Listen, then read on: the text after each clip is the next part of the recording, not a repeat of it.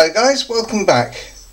This video will detail the build of this Tamiya M05, which was very generously donated to the channel by Peter Smith of CW01 Creations. Step 1 requires us to screw this thing and this thing to this main chassis component. That's done. And also to install this little bracket and clip this thing in place, which I've also done. Step 2 is pretty much a mirror image of step 1, and that's step 2. Getting ready to assemble the differential. I've got all my parts out and I've taken a deep breath. Okay, it's looking like that. I'm going to fit the top cover now.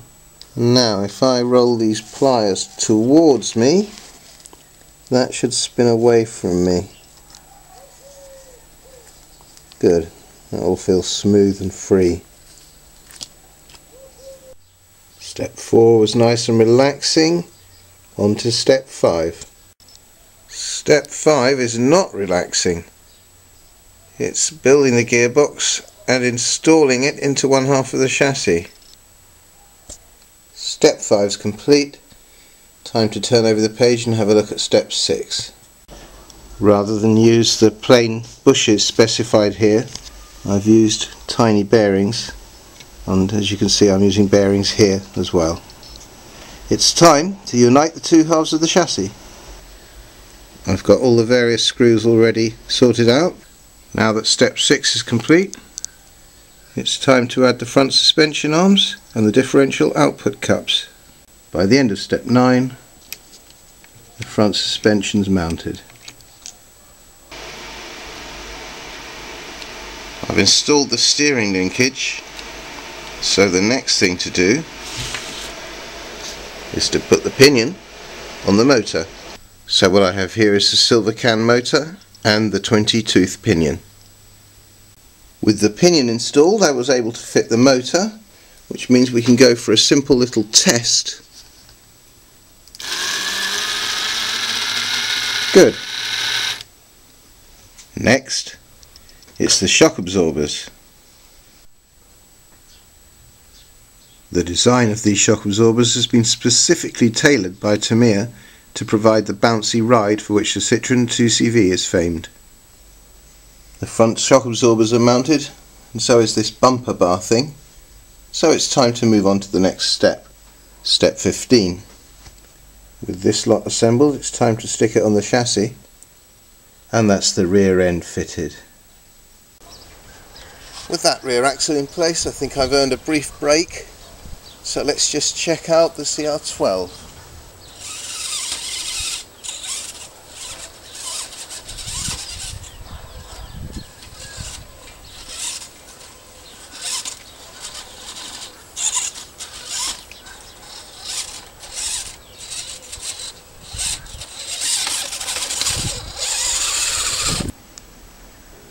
The steering servo is installed. I've just installed the speed controller and plugged it into the motor. Next are the wheels. I thought it would be easier to paint the rims before I put them together so I don't get paint all over the tyres. And here are the tyres. These ones come pre-sniffed to save the model maker time. So the next thing for me to do is to get on with putting the foams inside them and getting them onto the rims. I've got these wheels on my M06 and I know from experience that it's essential to superglue the tyres in place. Bit of a milestone moment. The wheels are on. And so are the body posts.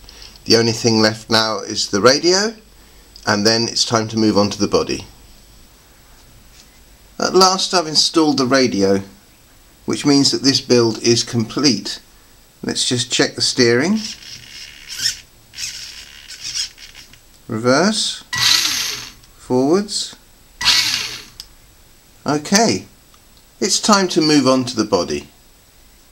Regular viewers of this channel will know that I'm much more used to painting bodies from the outside because I usually use hard ABS bodies. Still, I'm going to have a go at doing this in the Charleston style, but using the colours you see behind you. So the main body of the thing will be cream and everything that's black on the box will be green. The first thing to do is to give the body a good wash and then mask up the inside.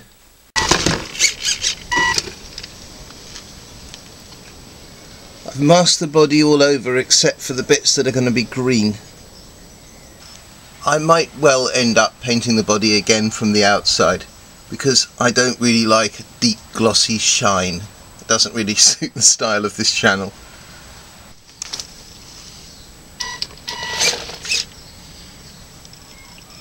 So I've given it the green, and because masking tape is roughly cream coloured, we're getting a vague idea of how it's going to look actually. I've also done the bumpers in silver. Painting the body from the inside isn't coming naturally to me. I find the masking very challenging, slow and difficult. But you can't argue with the quality of the results. So it's time to move on to the cream. What do you think? I quite like it, though I did think that the cream coloured paint I bought would be a more creamy colour rather than this bright staring white. Still, it's okay.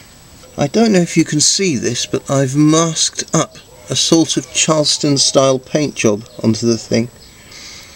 I also took a tip from the comments section.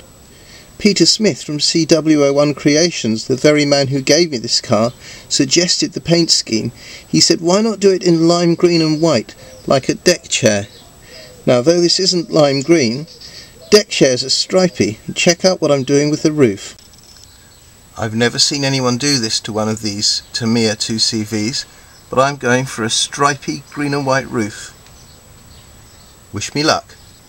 It's time to peel off the masking and see what sort of result I got.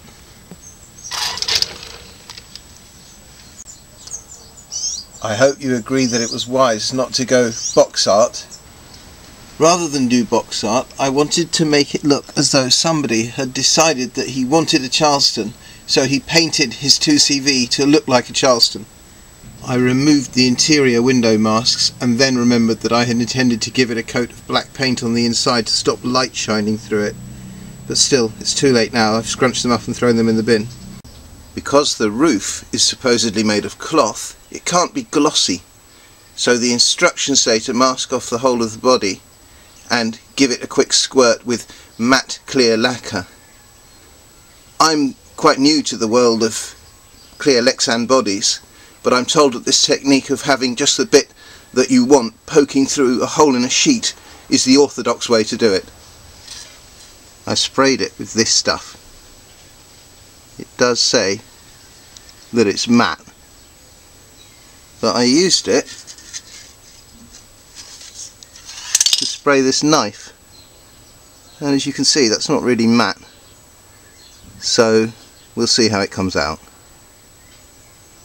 Actually, it has made a difference. It's slightly less shiny. This is what we've just done. Now it's on to applying the stickers. There's 57 of them. I'd better get started. The situation isn't as scary as I thought, because a lot of this I won't be using. For example, these are if you're doing it box art, but I've already painted those in green. So I'll just get on with it and then show you the result. After a day of applying stickers, this is how far I've got. And one thing I will say is that it's taught me to respect men like Mark Bryant of Mark Bryant RC and Rob Brennan of Rob Brennan RC a tremendous amount for their patience and their willpower, because they always come up with a perfect job. I have not come up with a perfect job. But still, the bits I have done don't look too bad. And I think another day's work should see the stickers finished. At last, it's finished. I'll just show you a side view. As you can see, I've got a 1/10 scale driver figure in there. Let's just have a look at it from in front. Well, I don't know about you, but I am dying to see it go.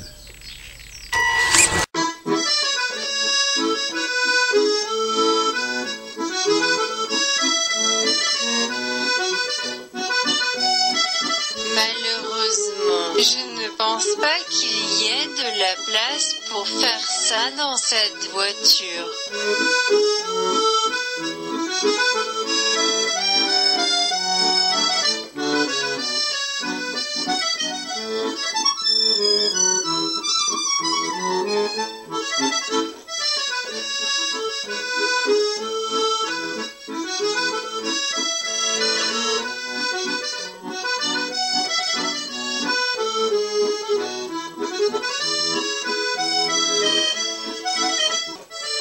Le stylo de ma tante est sur la table à écrire, à côté du catalogue de lingerie de mon oncle.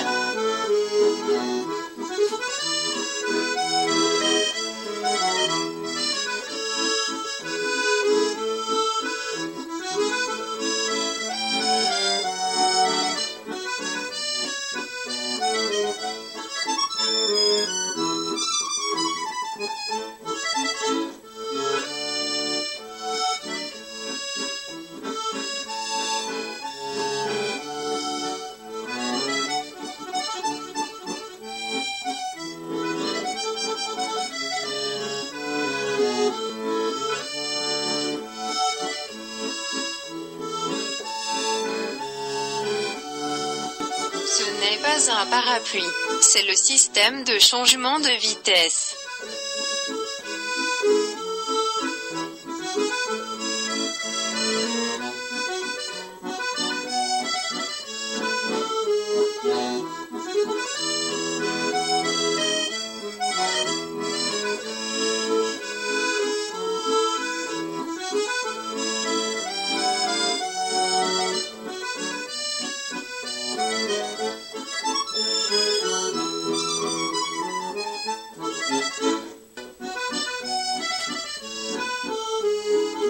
S'il vous plaît, écoutez avec soin.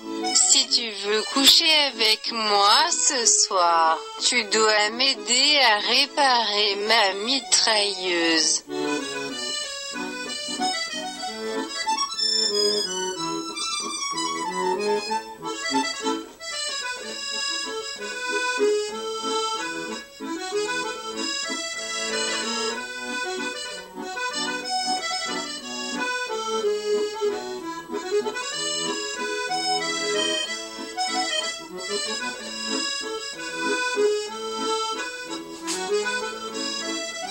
Veuillez ne pas nourrir les rhinocéros.